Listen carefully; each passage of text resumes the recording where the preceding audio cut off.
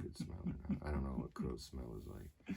I'm not really a crow expert of any kind. I just know what I know from watching them for the last 8 or 9 months, because I was feeding them like over a year ago, just when I would occasionally see them and happen to have like popcorn or peanuts, something they could eat.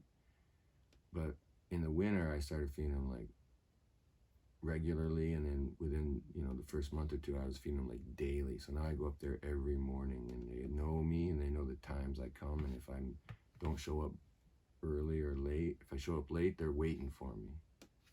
So and sometimes I'll go up there in my regular morning time, put water, I put little bird baths out for them and put food out, and then I'll go feed some other crows, and then I'll come back later, and that's always at some random time. It's not like a set time, like, because in the morning I get up there like right around sunrise, a little after sunrise, and they're usually there by sunrise. So like, but when I come back, it might be 10 o'clock, or it might be 1:30, or it might be 4 in the afternoon on my way home from work.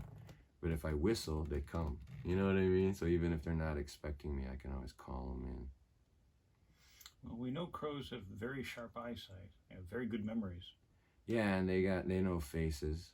I think they know my face. They definitely know my face, and they know my car, because even if I'm in the car and they can't necessarily see me from above, they'll.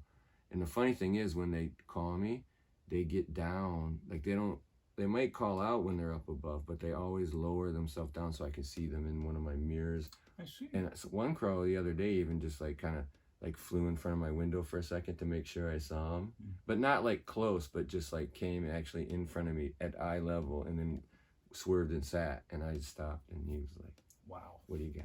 Mm-hmm. I don't know that crow very well. I don't have a name for that one. I've fed him a few times because he sits on this one signpost all the time.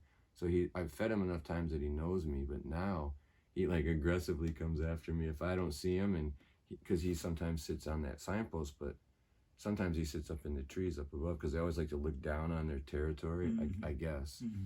Like I was saying earlier, I'm not like an expert about crows. I only know what I learned from watching them over the last few months and a few like Google searches, Mm-hmm. So I don't have like any kind of scientific but knowledge. they do have their own rudimentary language, very sophisticated, a wide variety of sounds.